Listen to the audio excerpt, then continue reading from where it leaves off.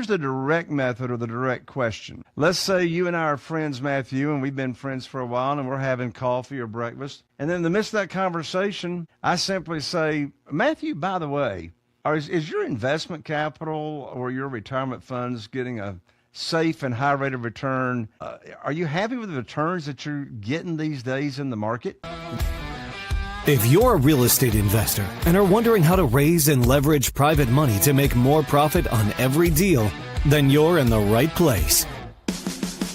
On Raising Private Money, we'll speak with new and seasoned investors to dissect their deals and extract the best tips and strategies to help you get the money, because the money comes first. Now here's your host, Jay Conner.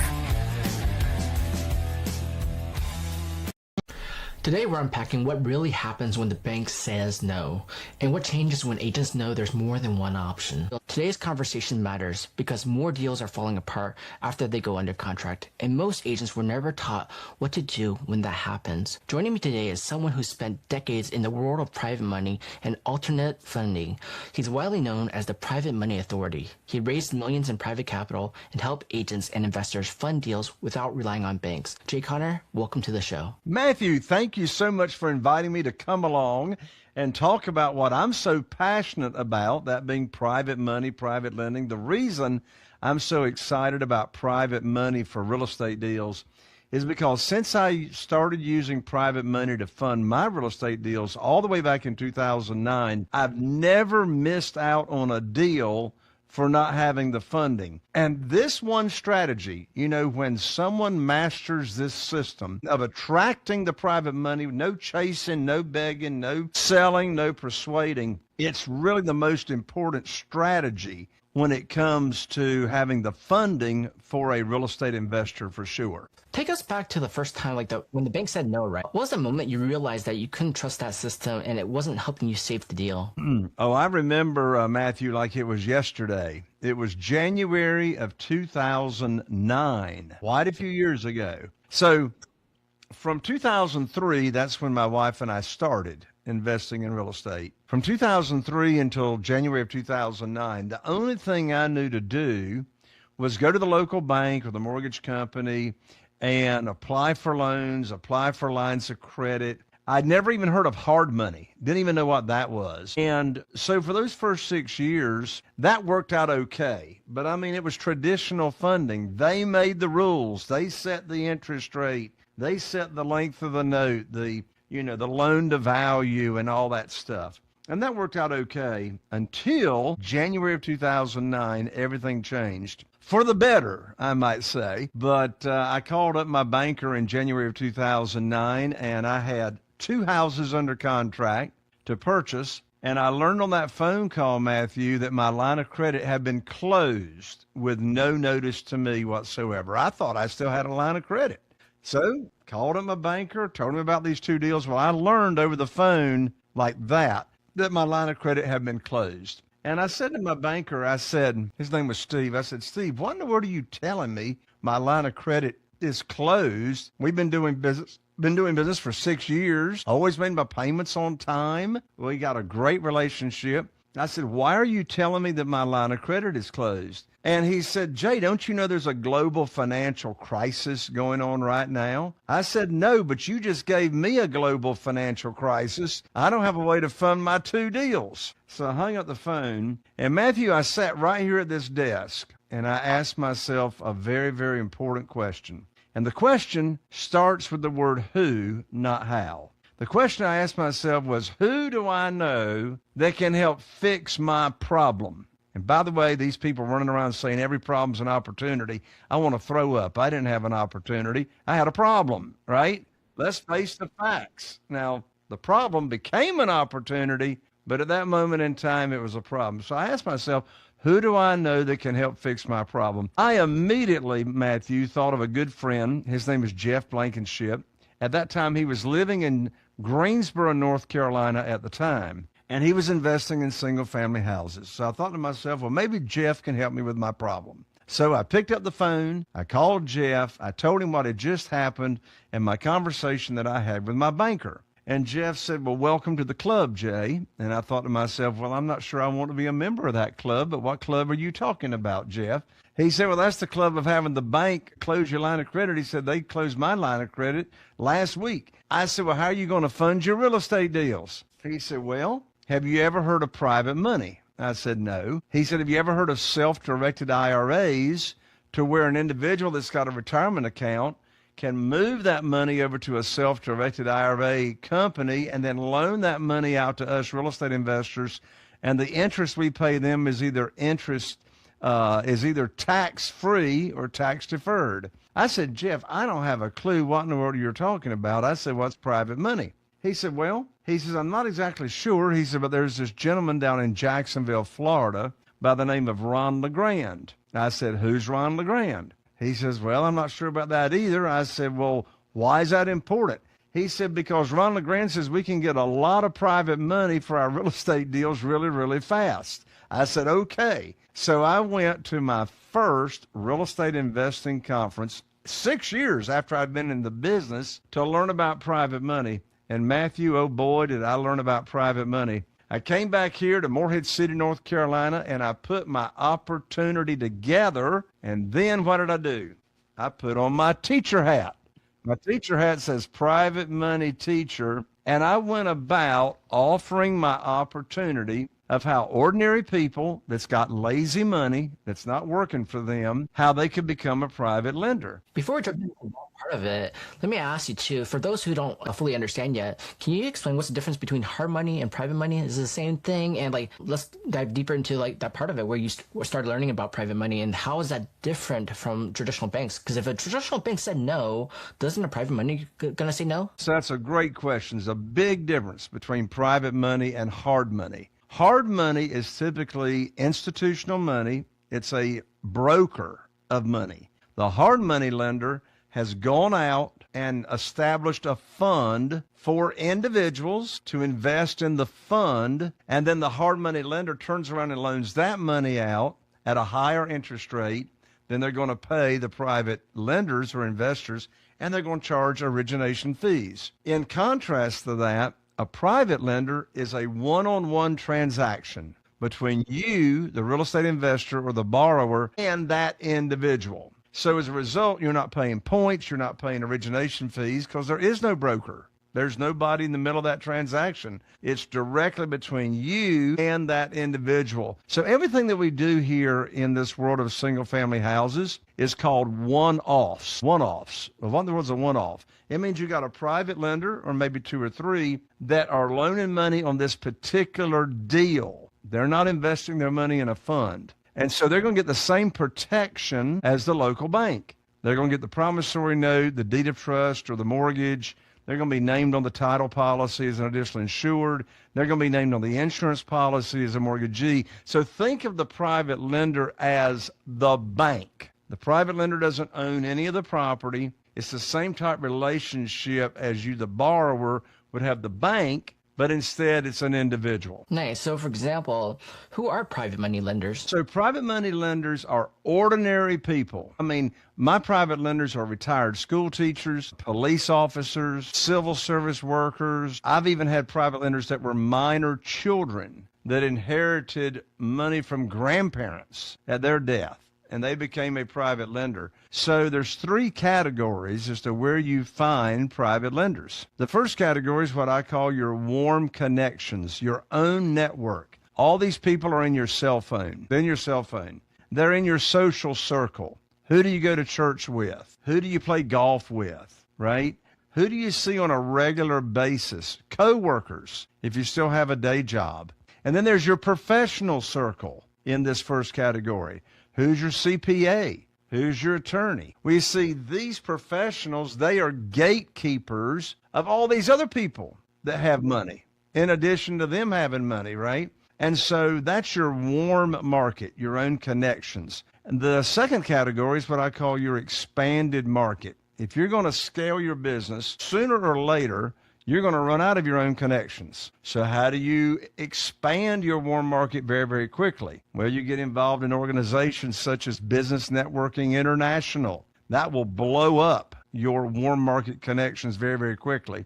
And then the third category of private lenders are existing private lenders. These are individuals that are already loaning money out either from their investment capital and or their retirement accounts to real estate investors. Well, where do you find those people? Well, one place to find them is at self-directed IRA company networking events. Did you know over 70% of account holders at self-directed IRA companies want to loan real estate investors money? They want to be passive, right? They don't want to go find deals. They don't want to negotiate deals. They don't want to oversee deals. But there's something different about that third category. They already know what private money is. They already know what private lending is. You're not putting on your teacher hat, teaching them about private money. They already know what it is, and they may already be spoiled as to the amount of interest that they are collecting. The great thing about that too. For example, let's say I'm a new investor. I'm going to buy my first investment property in any city. Who do I go to? Do I go to, do I first go to like traditional banks to try to do that? Even though I'm a new investor, I don't know how to do fix and flips. I'm learning. Or do I go straight to private money and start asking, my mom, dad, my parents, my cousins, family, friends? Or do I start going to networking events where I can meet these private investors who already know what private investing is, and how do I figure out the different guidelines or like the amounts they're asking, the terms between each of them? Are they the same, or how do you start figuring this out as a new investor? All the terms are the same. So remember, you're a teacher. You're offering an opportunity. So for example, and don't have a deal in the midst of that conversation, because if you do in that initial conversation, you're already sounding desperate. Right? So first, we just want to share the opportunities. So all of our private lenders get the same thing. So the terms, 8%, and that's an annual percentage rate. I've been paying my private lenders 8%, the same thing, ever since February of 2009. The length of the note is the same. The length of the note is either 2 years.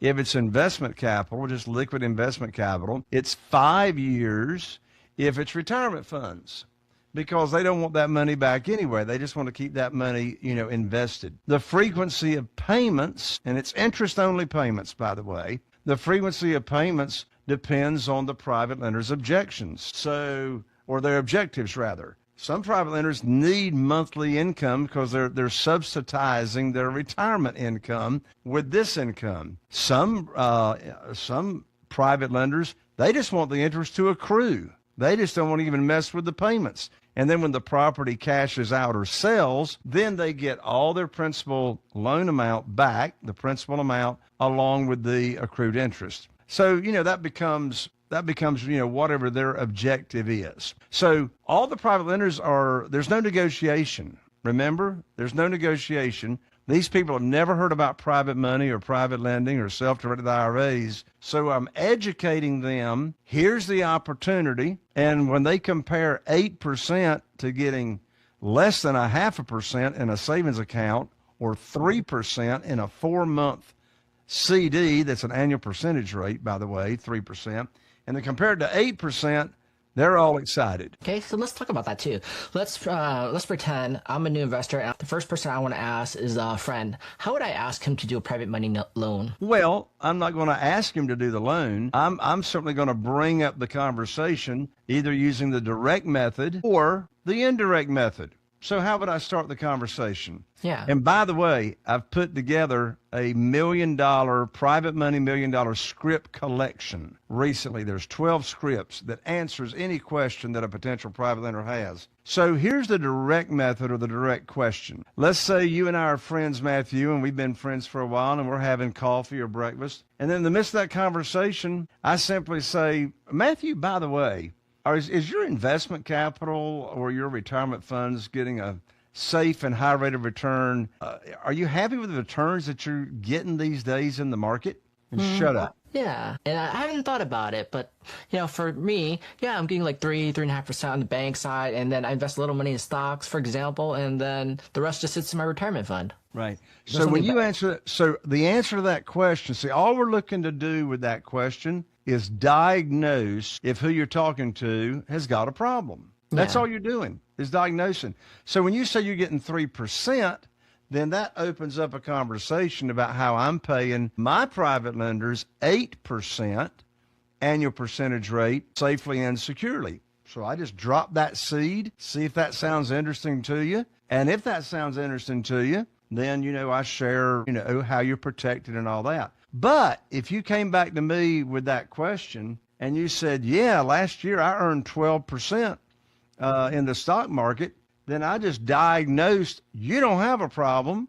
I'm not going to tell you about private money. Yeah. If you're getting 12%, I'm then going to say, well, man, Matthew, tell me what you're investing in. I want to learn about that. So I'm not even bringing up private money because I just diagnosed you don't have a problem. Yeah, and they're making more than that right now, and whatever their risk is. But at the end of the day, if they were averaging 12% and you say private money's offering 8%, so let's say, for example, okay, hey Jay, can you tell me more? Like, what do you mean you're offering 8%? And like, what do you mean my capital is safe? Like, how does that work? Right. So how it's safe means that I'm not borrowing unsecured money. Okay. In other words, I'm just not going to give you a promissory note and I'm going to promise to pay you 8% for whatever length of time. In addition to that, I'm also going to collateralize the note by giving you, in North Carolina, it's a deed of trust. In Texas, it's a deed of trust. Most states, it's called a mortgage. And that's your legal recourse. If I don't pay you, the property does. In fact,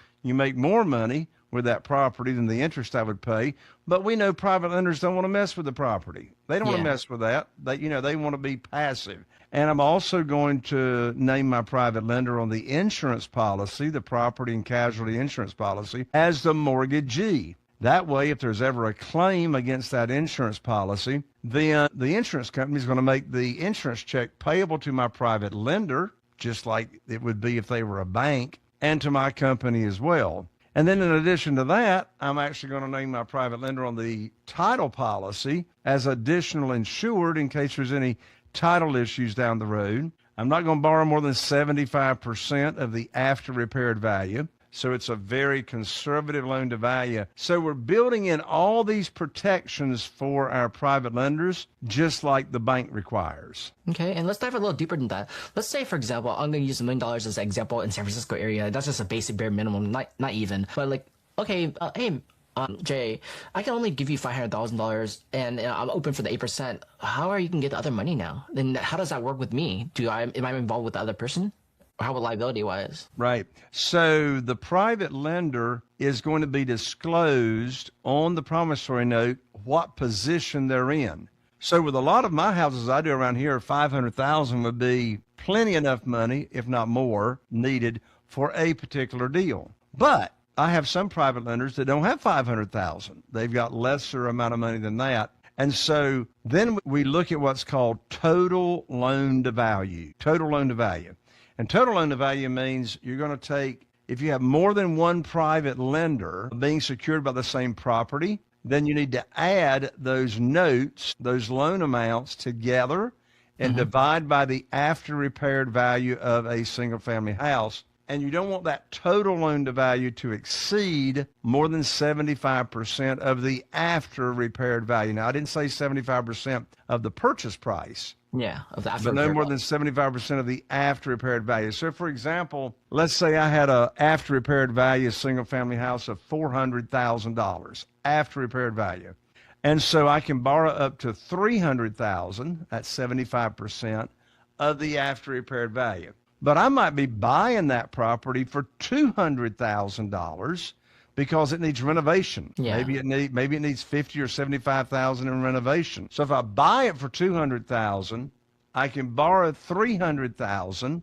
Well, that's $100,000 in what's called excess cash to close. So I can bring home that $100,000 excess cash and use that money for carrying costs, renovations, etc.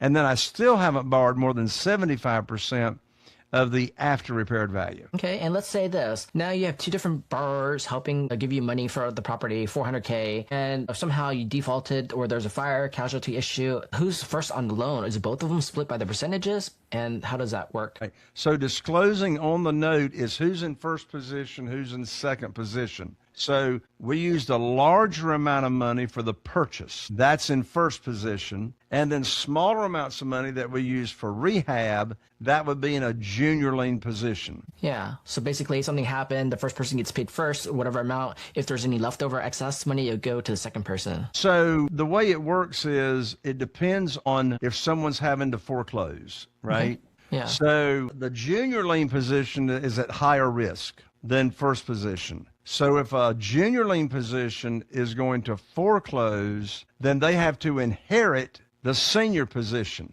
right? They have to inherit that note. That's why we pay our junior lien positions 10% instead of 8%. But the good news is when you structure these deals the way I structure them, in all these years, 15 years, well, I've been doing private money since 2009. So since 2009, 15 years, every one of our private lenders has received 100% of their anticipated income because of the conservative way that we buy these properties and the conservative way that we borrow money. Okay. That's good to hear. I'm glad 100% is not easy nowadays, especially with all these properties, insurance issues going on with the environments, It's tough. Exactly. Okay. What happens, is there any prepayment penalties? Let's say you fix the house in 1 month, you flip the house in 1 month. Is there any prepayment penalties, any points and things like that goes on for both parties? So there's no prepayment. So first, let's talk about the private lender. A lot of these programs, if they call the note due early, there could be as much as a 5% penalty. Like if they invested or borrowed or loaned out $100,000, there would be a $5,000 fee if they called it due early. But in my opportunity, there is no prepayment or there's no calling it due fee because I just want to keep it simple for them to do business with us. On my side of the table, for borrowing the money, then in that case, as an incentive for the private lender to do business with us and to loan us money on our deals, we promise to pay a minimum of 6 months of interest on every deal, even in the unlikely event we cash out early prior to that 6 months. Because, the private lender, they don't want to get paid off in 2 months or 3 months or 4 months. They want to be earning the money. Nice. Yeah, that makes total sense. And you having that into your contracts and the fact that you have a 6 month payment period where you're going to pay the first 6 months, they know they're getting the minimum of this amount. And your project might take a year in general, so you kind of have it calculated. But in case you were to finish early for some reason, then you have that kind of minimum basis where they can get paid. And then they're probably happy to go on to it. Let's say this, you're a new investor and you haven't even done a flip yet. You haven't done construction deal loans and having to do fix and flips. What kind of qualifications would they need to work with you guys or to work with any private lender? Well, first of all, if they've never done a deal before, my strong recommendation is to work with somebody that's got the experience, right? Make sure the deal is being structured correctly. And I've got thousands of students and mastermind members all across the nation that have never done a deal before, but they worked with me directly to make sure that deal was structured properly. And I've got lots of students that have raised millions of dollars in private money and had never done a deal before they started raising the money. But how did that work? Well, they were working with me directly, so they were able to leverage my experience, leverage my credibility on getting the private money raised. Okay. Let's talk about this too. How do real estate agents come into play with private money, and how can we help agents understand how to work with their clients and how to give your clients more options between traditional money, hard money, and private lending, and how to guide their clients to understand, hey, I know you're going to buy this property as an investment property and you want to do fix and flips and you have some construction experience. I actually know a private money lender named Jay, and he can show you how we can fund deals using this method instead of going this route and paying these additional points. This may make more sense. Right. I think the quickest and easiest way, and I'm glad you brought this up because most real estate agents and realtors don't even know about this world of private money. They've been exposed to traditional financing. And so what I would recommend is for realtors and real estate agents to share my book, which is so easy to read. My book is titled Where to Get the Money Now. Subtitle is How and Where to Get Money for Your Real Estate Deals Without Relying on Traditional or Hard Money Lenders. And, if I were a realtor or real estate agent working with investors, I'd get a supply of these books and hand them out to my clients and say, hey, here's a way for you to get funding for your deals that you don't have to rely on institutional money. Now, the book's $20 on Amazon. Don't give Amazon $20. I'll give out a URL to where the book is free. Just covers shipping and handling, and I'll rush the book out. But that's the first thing I would do as a realtor that is working with investors, real estate investors wanting to invest in single-family houses or duplexes or quadplexes is I'd get this book, Where to Get the Money Now, and share the information with them. You can pick up the book at www.jconnard/book, and I'll rush it right out, 3-day express. Let's think about this too. Let's say a agent is currently in a deal and they're doing a traditional loan and they have a 30-day close, and they suddenly find out on day 17, 21, the lender says, "Oh, we can't do the deal." What would you do? What would you recommend the agent does? Well, the worst time to be raising private money is when you need it for a deal. Yeah, exactly. That's why I always say get the money lined up first. Get the money lined up first. There's always going to be deals. There's always going to be deals. So I practice and preach, get the money lined up first before you're even making an offer on a property, and then you're not going to have to worry about that traditional lender walking away. And I think too, when you think about it this way, I think the more we educate real estate agents and realtors that understanding there's many different ways to do something, and the way, some people always say, no, you can't do it, you can't do this. It's not no, it's like you mentioned, who do I know that can make this work and how do I do it? And understanding like there's more than one method to do anything, okay? Bank says no, doesn't mean it's no, it means no for that bank. Each bank has different product lines, different guidelines, and some banks are more conservative than others. Some are higher fees than others, but as an agent, you want to be the most educated you can as you keep learning skill sets in the industry so that you can provide more value to your clients. So for me, I would say I would love to learn residential lending, commercial lending, private money lending, hard money lending.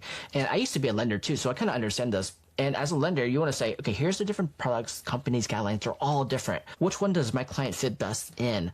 And if he's doing a fix and flip, I know there's additional risk to be involved, and right nowadays there's also additional insurance to be involved. And as you start understanding these different guidelines, you can say, hey, just in case, investor, you might want to try this traditional banks because they're going to offer you lower money. But from my understanding of their back-end guidelines and underwriting, you may come up with certain issues that a letter of explanation may not solve upfront for you. So as a secondary backup method, I always prefer to have another private money lender here. And I know your first question, investor, is like, well, isn't there more risk? I pay points, penalties, and fees, and the interest rate's higher. And then what I learned to teach my clients is, yes, some of it can be true, but there's different private money lending versus hard money. And if you were to pay additional costs upfront here at a higher rate, think of it as a short term. Are you borrowing this money for 30 years? Probably not. You're going to refinance. Yeah, I pretty much agree. Okay, how long are you borrowing it? 6 months, like you just mentioned, 6 months payments, or a year? Within that timeline, could you refinance after remodeling? Could you fix the issues? If you had issues qualifying, could you do this in the short term? And what does that cost at the end of the day? Additional 10, 20, 30K more or more? Would that have been more worth it for your investment? At the end of the day, the investment made so much money. Are you going to reduce that just because you go from 8% to a 6% rate? Are you going to lose the difference there for the equity gain? And I think at the end of the day, not all investors realize that difference, and it makes a huge impact. And if the agents can help explain it with the lender, hey, this makes more sense. Think about it, right? You're getting this much equity on your flip and the ARV after repair value versus trying to conform to a traditional commercial residential loan. What do you think, Jay? Well, and people use private money a lot of times if they're planning on holding that property. They'll use the private money for the length of time to purchase it, get the renovation done, and then refinance. A lot of people refer to that as the BRRRR method. Buy it, renovate it, refinance it, rent it out, repeat, right? So private money can be used for short-term and for long-term. I mean, I just checked recently, the local bank rates on commercial is over 8%. Yeah. Well, I'm borrowing private money for my flips at 8%. And if I wanted to keep it, I'm not paying any origination fees. Private money at 8% is actually cheaper than commercial rates are today. Yeah. How much are commercial loans right now paying for origination fees in your area? 2%. But then private money wouldn't charge you the 2%, and they would just charge you the 8%. Yeah, there's no origination fee or broker fee because there's no broker. There's nobody in the middle. So shouldn't agents use them more then? Instead of going to a traditional commercial lender, wouldn't they they should be calling you guys, right? And the thing of it is, as we mentioned, they just don't know this opportunity exists. Why right? is that? Why do you think agents and other in the industry don't know that this exists? That's a good question. I didn't know it existed until 2009 after I'd been in the business for 6 years. So it just comes down to a matter of education. Well, I can tell you one reason most people don't know about it. There's no money to be made from, say, a commission of a broker. Because now there's a commission to be made in the world of hard money, right? But if you're going to raise private money and have that one-on-one relationship with the private lender, then you've just got to know about it yourself. And by the way, in the book that I mentioned, I reveal in the book my entire 20-point benefit that we teach our potential private lenders. The entire program is in the book that you offer private lenders. So by and large, why most people don't know about it is because there's not like brokerages or financial advice. There's no way for financial advisors to make money off of this. Yeah, and I think even, for example, as a real estate agent, we have like in residential real estate, we have a thing called RESPA violations where we're not getting paid by lenders anyways. Our goal is just to guide them to understand, here's your different options you have. You can choose any lender you want. They're getting paid for their service, professional services. We're not involved in that, but we want to make sure you understand that each bank brokerage has their own qualifications, and here's how the house you're buying, fixing, flipping works with that. And even a private money lender, here's the things you can do, right? Exactly. Can you take us to a real deal where you actually know, like a client or even yourself, you mentioned before the bank said no. Why was the bank saying no anyways? And then how did you change that thought to be like, okay, the bank said no, crap, what do I do? And how do I get a private money lender to do this deal for us? Well, I haven't talked to a bank since 2009. So I haven't been told no. I haven't been told no since I got in this world of private money. Why did the bank say no anyways? Well, a bank would say no because of your credit score. Okay. So private money lending's got nothing to do with the borrower's credit score, nothing whatsoever, because it's a collateral-based loan, right? The bank might say no because they're going to require a 20% down payment. Well, in this world of private money, there's no down payments ever required. In fact, you always pick up a big check if you're renovating the property when you purchase the property, because it's called excess cash to close. In fact, that's a double check. If you can't pick up a big check when you purchase the property, you're paying too much for it, right? Particularly if you are renovating the property. So, your credit score could come into play. The bank may not loan you any money if you don't have any experience on real estate investing. That's where you want to join hips with somebody that's got experience, and you can leverage that experience with someone else.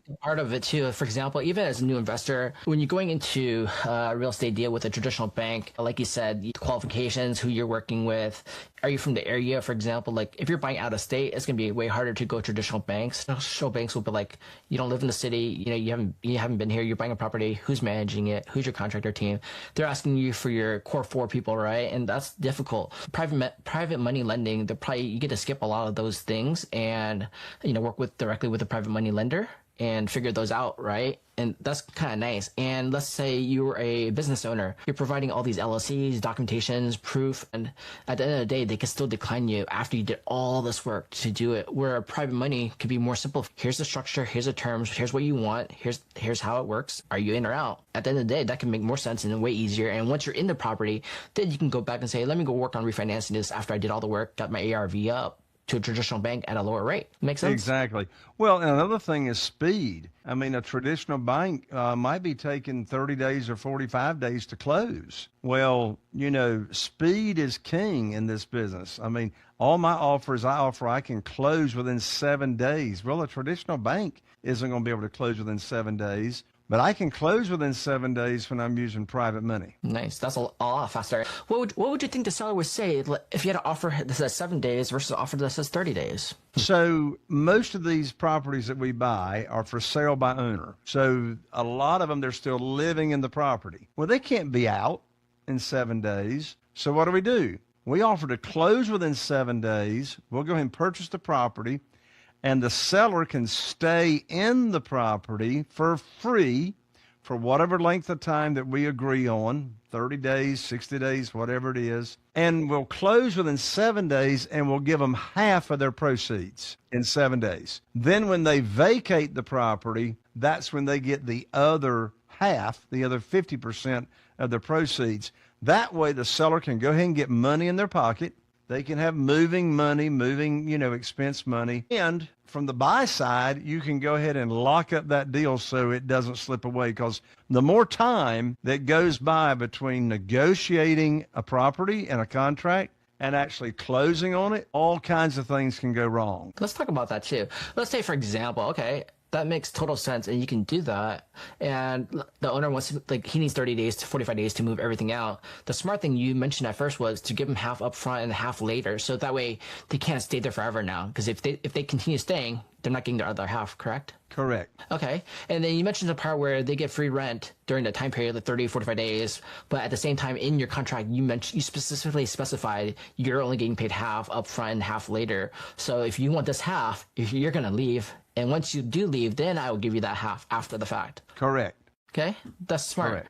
That makes total sense because, for example, in San Francisco, which was really, tenant protective, people might stay after the purchase. So even though you have an agreement, those guys specify higher clauses like, okay, additional terms. Like, if you don't move out, you're going to pay me $100,000, just for example. Like, that way you're forcing yourself to move out and you agree to it. Otherwise, they're going to have to fight, and no one wants to deal with that anyways if a owner shouldn't stay after the fact. But if they forget and say you get free rent, they stay here forever. Right.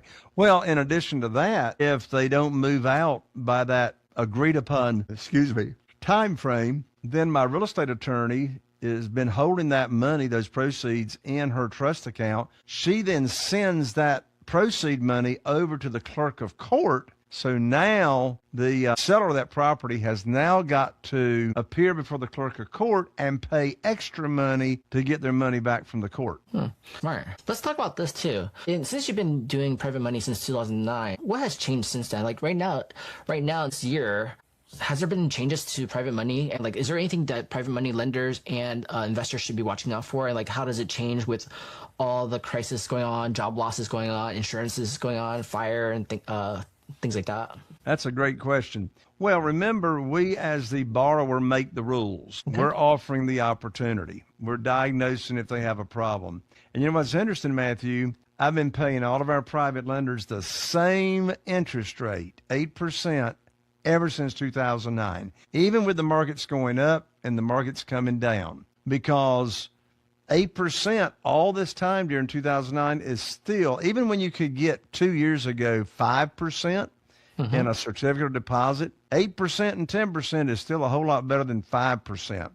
So I have just kept my rates of return, the interest that I pay, the same ever since we started. Nice. That makes sense. And I think, for example, some borrowers will be like, why 8%? Couldn't I ask a private money person 7%, 6%, 5%? Can't I just match to commercial regular banks? You could.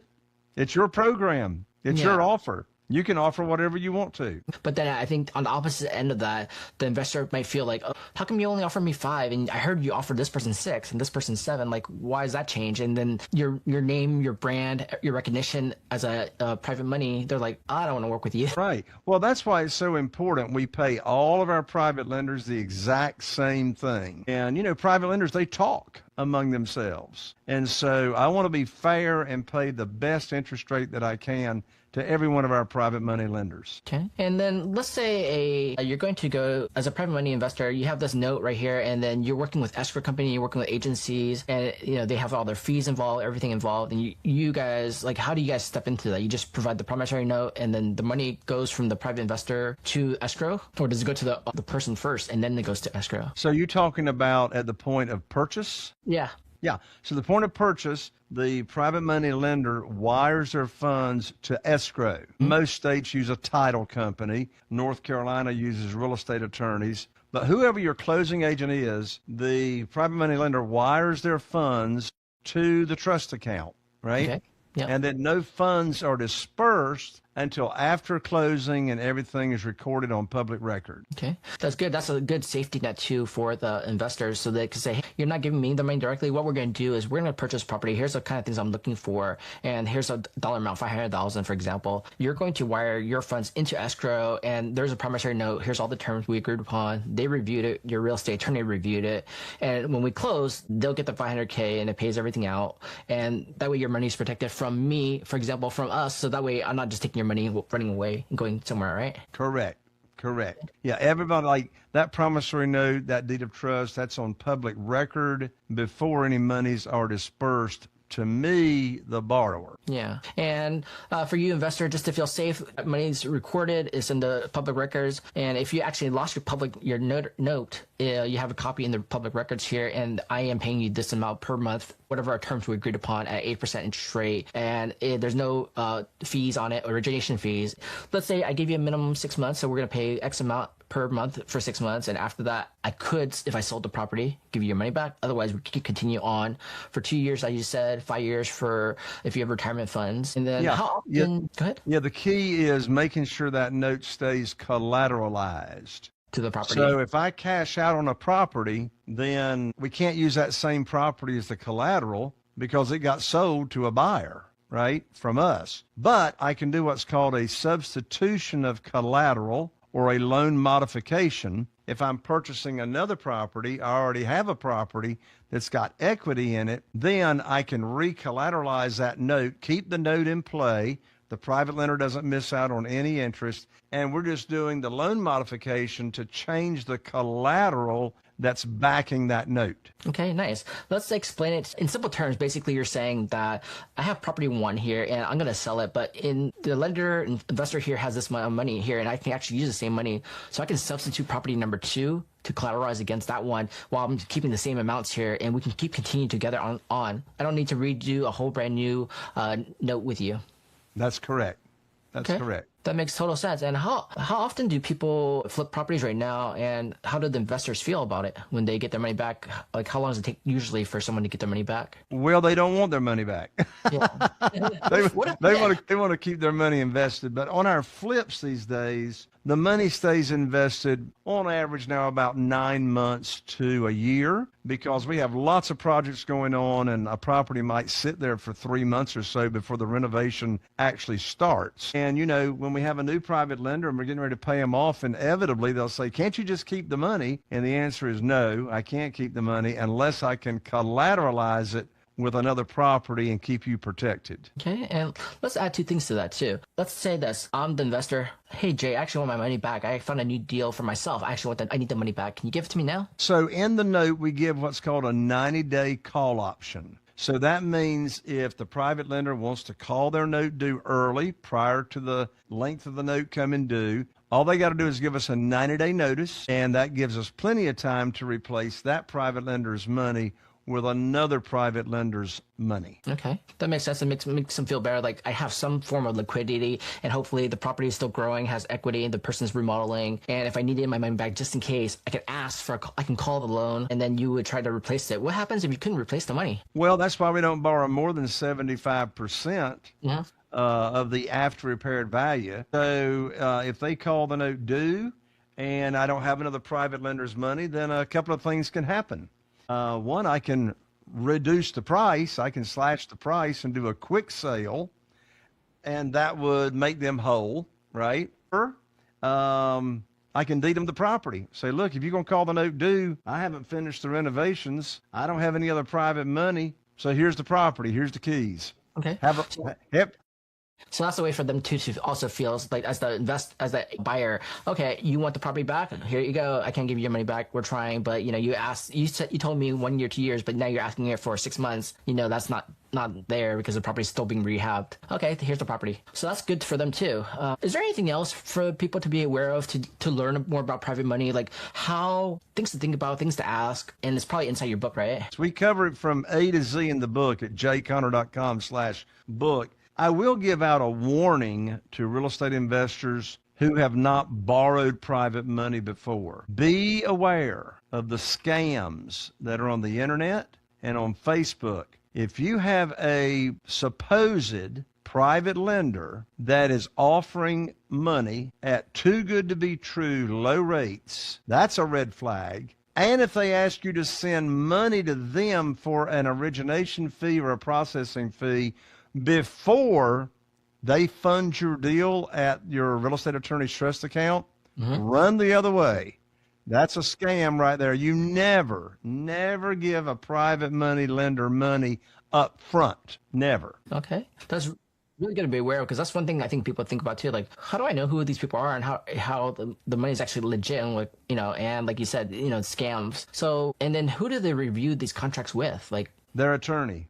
Are you talking about the private lender? Yeah, or the borrower. Yeah. Only documents are the promissory note and the deed of trust or the mortgage and the insurance policy and the title policy. Those are the only documents that take place during a closing. Interesting. Excuse me. In all these years, I've never had a private lender want to have their attorney review the documents because my attorney draws up the documents. I don't draw up the documents, but there's certainly nothing wrong with that. If the private lender wants to have their attorney review the documents, have at it, because it's all standard documents that we use. Okay, perfect. Okay, I think that's a really great information regarding private money lending, and actually really helpful that you're on this podcast helping agents and investors understand how to use private money, how it's different from traditional lending, and that there's actually a lot of options open. And the only caveat is just watch out for any scams out there. But like if you have standard contracts and you understand what's going on and how to use it, and you can do basic calculation on, does this make sense at 8% rate and these terms with no origination fee versus 6% rate with a 1 to 2 point origination fee,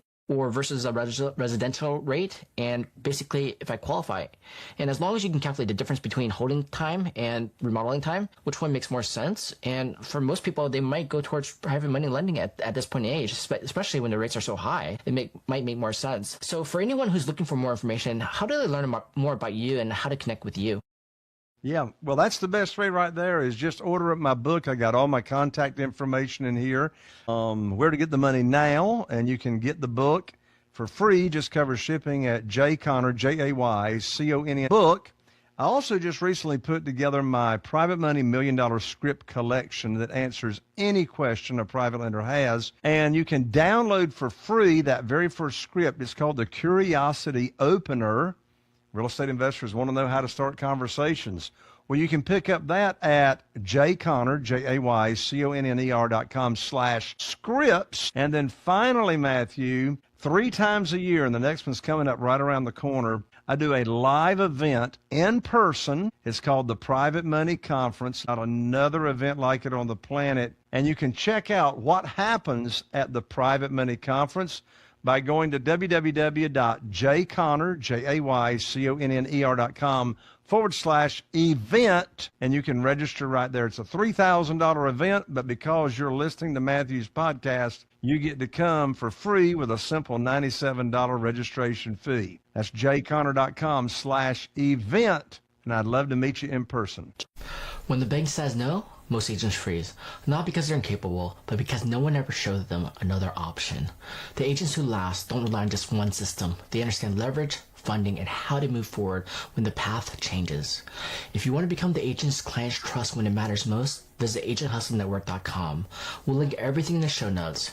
And if this conversation brought clarity to something you've been wrestling with, send it to someone who needs to hear it. Thanks again for listening to the Truth About Real Estate podcast. We'll see you guys in the next episode.